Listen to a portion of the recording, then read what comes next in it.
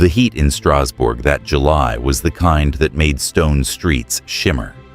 And into that heat, sometime in the middle of the month, a woman stepped out of her house and began to dance. She had no music. No one had asked her to dance. There was no wedding, no festival, no reason at all. And yet she moved, turning, stamping, twisting, for hours. When her legs finally gave out beneath her, she did not get up and walk away. She rested, and then she started again. The next day, she was still dancing, and the day after that. Neighbors who had known this woman her whole life watched her feet blister and bleed inside her shoes, watched her collapse from exhaustion, watched her wake and dance again, and they had no explanation for what they were seeing. Within days, she was not dancing alone. Others had joined her, first a handful, then dozens, moving through the streets of Strasbourg in the same joyless, involuntary way, as if something inside them had seized control of their bodies and would not let go. City authorities, faced with a spreading affliction they could not name, made a decision that still puzzles historians 5 centuries later. Rather than trying to stop the dancing, they decided to feed it, clearing space, bringing in musicians, encouraging the sufferers to dance even more, in the belief that dancing was the cure for dancing. If you enjoy uncovering the darker, stranger corners of real history, stories that sound invented but are not, subscribe, because there are many more waiting to be told. To understand how a European city could respond to a medical crisis by intensifying it, you have to understand what Strasbourg actually was in the summer of 1518, and what its people had already survived to get there. Strasbourg was a large, prosperous, free city within the Holy Roman Empire, sitting along the Rhine in the region of Alsace. It was a city of merchants, guildsmen, clergy, and laborers, dense with half-timbered houses and dominated by the immense spire of its cathedral.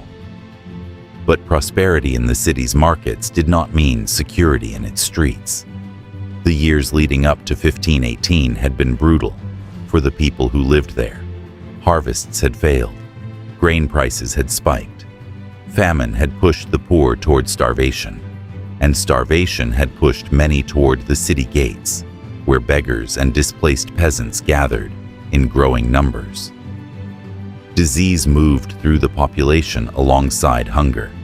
Smallpox, syphilis, and the ever-present fear of plague, a word that in this period did not simply describe an illness, but an entire category of divine judgment falling on a sinful world. Religion did not offer comfort so much as another source of dread. This was a deeply Catholic city, not yet touched by the Reformation, that would soon transform the region, and its people understood misfortune through a framework of sin, punishment, and the intercession of saints. Disasters were not random. They meant something. A comet in 1492 had already convinced many that the world stood on the edge of catastrophe, and the years since had done little to ease that conviction.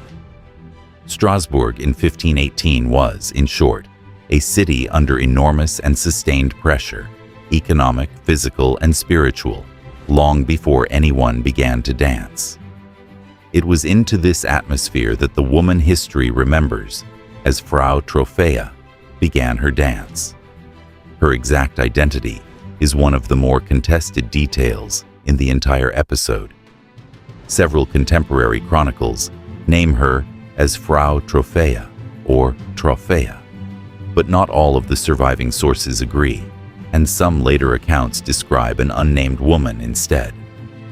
What can be said with more confidence, drawing on the city's own records and on later scholarly reconstruction, is that a woman began dancing alone in a narrow Strasbourg street in the middle of July, without music, without apparent cause, and that she continued for an extended stretch of time, collapsing and resuming rather than simply stopping. Some accounts describe her husband pleading with her to stop. Whether that detail reflects an authentic memory or a later narrative flourish is impossible to say for certain, and a responsible telling of this story has to leave that uncertainty standing, rather than resolve it for the sake of a better scene. What is clear is that her dancing did not stay contained to one woman for long. Within about a week, contemporary accounts describe roughly 36 other people afflicted in the same way. Dancing without joy, without rest, seemingly without the ability to choose otherwise. The number would keep climbing through the following weeks. Modern historians who have examined the surviving chronicles put the eventual total of dancers somewhere in a wide range, from as few as 50 to as many as 400. And that range itself tells you something important. The sources closest to the event were not keeping careful statistics. They were describing a spectacle that alarmed them, in language shaped as much by fear as by observation. Try to picture what this would have looked like to someone standing at the edge of one of these streets, watching neighbors they had known for years, moving in this compulsive, mechanical way. There was no celebration in it. Observers described the dancers as seemingly tormented, moving as though driven by something outside their own will, their faces reportedly showing not pleasure, but agony. Feet swelled and bled inside worn shoes. Bodies gave out from heat and exhaustion in the middle of a Strasbourg summer, only to rise again and continue once some strength had returned. For a city already primed to see catastrophe in every direction, this must have felt like confirmation that the worst fears were arriving all at once. Strasbourg's authorities did not sit by passively. They consulted physicians, and the explanations offered reflect the medical thinking available in the early 16th century, decades before germ theory or any modern understanding of neurological or psychological illness existed. Physicians of the period worked within a framework built on the four humors: blood, phlegm, black bile, and yellow bile. And they concluded that the dancers were suffering from what they called hot blood, an imbalance believed to inflame the mind and drive the body into involuntary motion.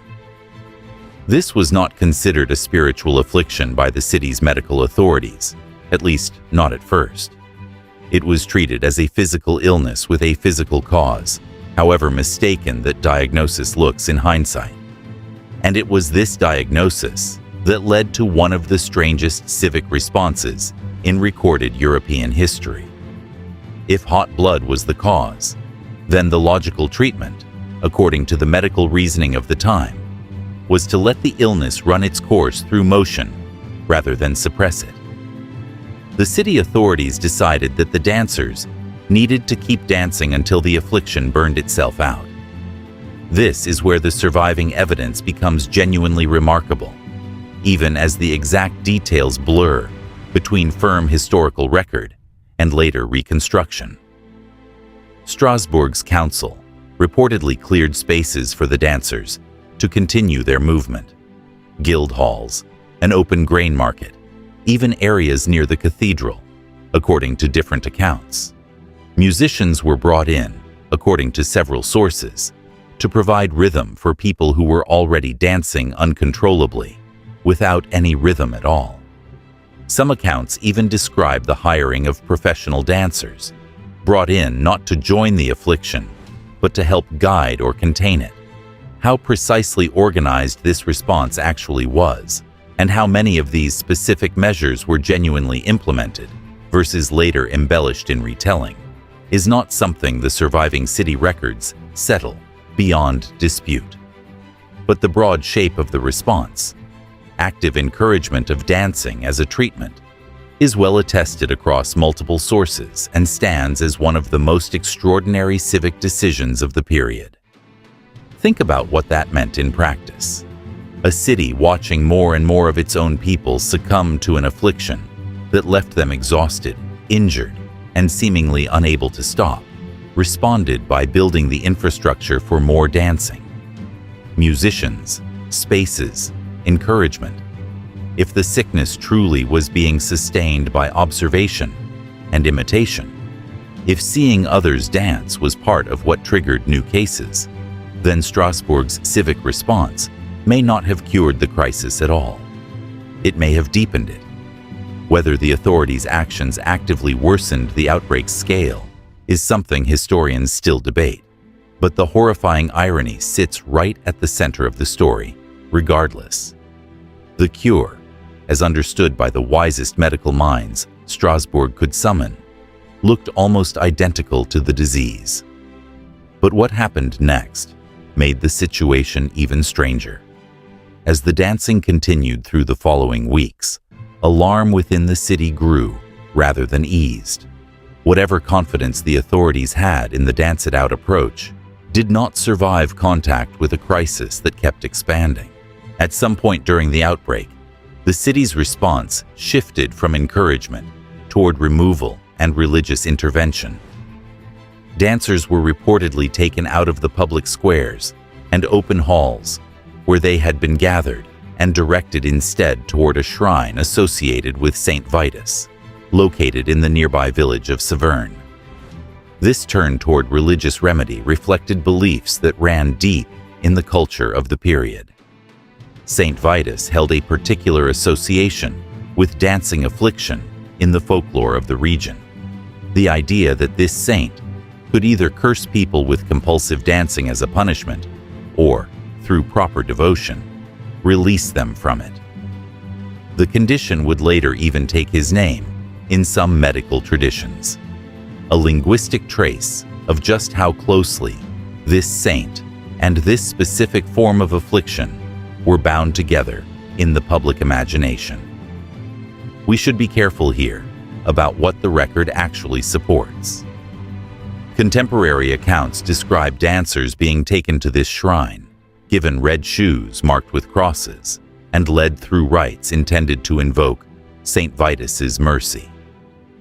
Whether every detail of this ritual response has survived accurately through the chain of chronicles that reported it, or whether some elements were added and smoothed over in later retellings, is genuinely uncertain. What historians can say with more confidence is that a religious response of this kind did occur, that it followed the failed or worsening results of the dance it out strategy, and that it coincided, roughly, with the eventual decline of the outbreak. Which brings the story to its darkest and most disputed thread. How many people, if any, actually died from this? This is the detail that popular retellings tend to seize on and inflate, and it deserves more caution than it usually receives. The claim you will find repeated across countless articles and videos is that as many as 15 people died every single day at the height of the outbreak. That figure comes primarily from the work of historian John Waller, whose research remains the most extensive modern study of the dancing plague. Waller argued that heat exhaustion, dehydration, stroke, and heart failure plausibly killed some of the dancers, given the extremity of what they were putting their bodies through in the middle of summer. But it is important to be honest about where that number originates. The sources Waller drew on for the specific claim of daily deaths were later accounts, not the immediate city records from 1518 itself, and other historians examining the same evidence have pushed back on treating that figure as an established fact rather than an estimate built from second-hand testimony. Strasbourg's own contemporary council records do not hand us a clean death toll. Some later summaries state only that a number of people died from their exertions, without specifying how many. The honest answer, the one the surviving evidence actually supports, is that some deaths may well have occurred among people dancing to the point of physical collapse in extreme heat.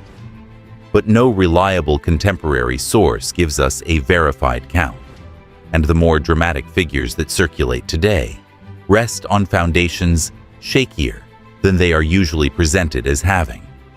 By September of 1518, roughly 2 months after it began, the dancing subsided.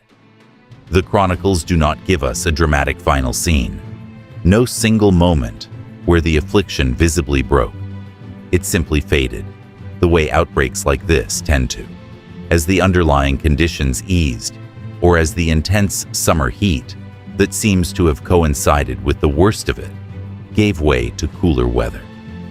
And so the deeper mystery is left standing exactly where the historical record leaves it, unresolved. What actually caused dozens, or perhaps hundreds, of people in a single European city to dance uncontrollably for weeks, some to apparent physical ruin? Historians have offered several serious explanations, and none of them commands universal agreement. The theory with the most currency among modern scholars, developed most extensively by John Waller, is mass psychogenic illness, a recognized phenomenon in which extreme collective psychological distress produces genuine, involuntary physical symptoms that spread through a population, particularly one bound together by shared beliefs and shared fear. Waller's argument rests on the sheer weight of what Strasbourg's population had endured leading up to 1518. Recurring famine, disease, economic desperation, and a religious worldview saturated with the expectation of divine punishment.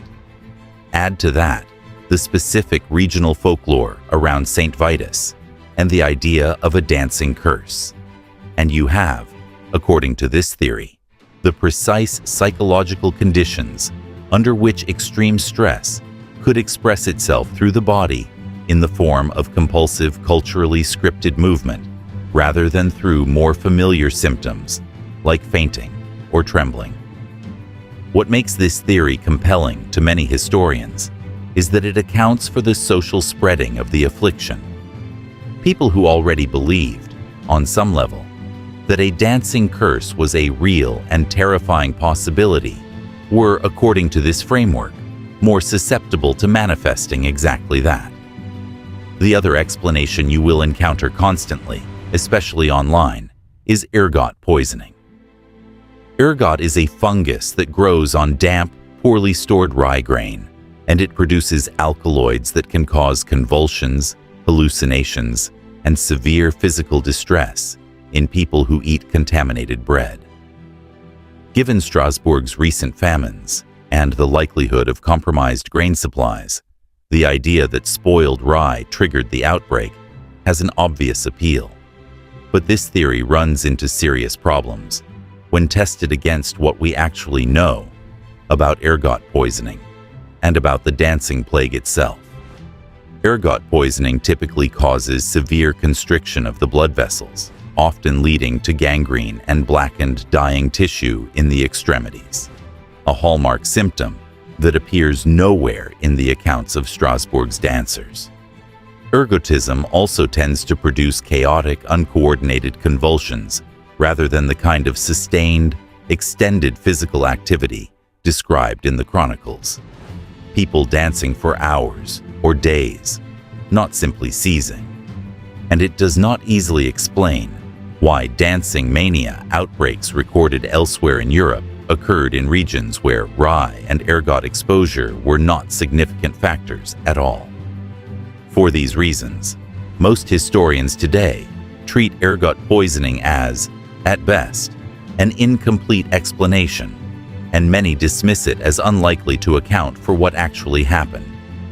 There is no need to reach for anything beyond these historical and psychological explanations. The people of Strasbourg in 1518 lived in a world where demonic affliction, divine curses, and supernatural punishment were considered entirely plausible causes for an event like this. That was simply how illness of this kind was understood by many at the time, and it shaped everything from the medical diagnosis of hot blood to the eventual pilgrimage to St. Vitus's shrine. But believing something is possible is not evidence that it occurred, and nothing in the surviving historical record requires us to look past documented human suffering, documented civic panic, and documented cultural belief systems to explain what took place in those streets. What lingers after all the theories have been laid out is how little access we actually have to the individual experience of any single dancer. We do not know what it felt like from the inside to be one of the people moving through Strasbourg streets that summer, unable to stop, watched by neighbors who did not understand what they were seeing. We do not have her words, if she left any. We do not have a final tally of who among the afflicted survived and who did not. 5 centuries of council minutes, physician reports, sermons, and chronicles have preserved the outline of an extraordinary event without preserving the thing at its center, what it actually was like to be trapped inside it. If you find yourself more persuaded by mass psychological distress, or still drawn to the idea that something in the food supply played a role, that's worth sitting with, because historians themselves remain divided on exactly this question. What we're left with, in the end, is a city that endured genuine catastrophe after genuine catastrophe, and then watched some of its own people begin to move in a way no one could stop and no one could fully explain, and a historical record detailed enough to prove it happened, but not detailed enough to tell us why. If you want more stories like this, real history told honestly, without the invented flourishes, subscribe, like, and leave a comment about which explanation you find most convincing. Because more than 400 years later, Strasbourg's dancers are still moving through the historical record, and we still don't know, not with certainty, what set them moving in the first place.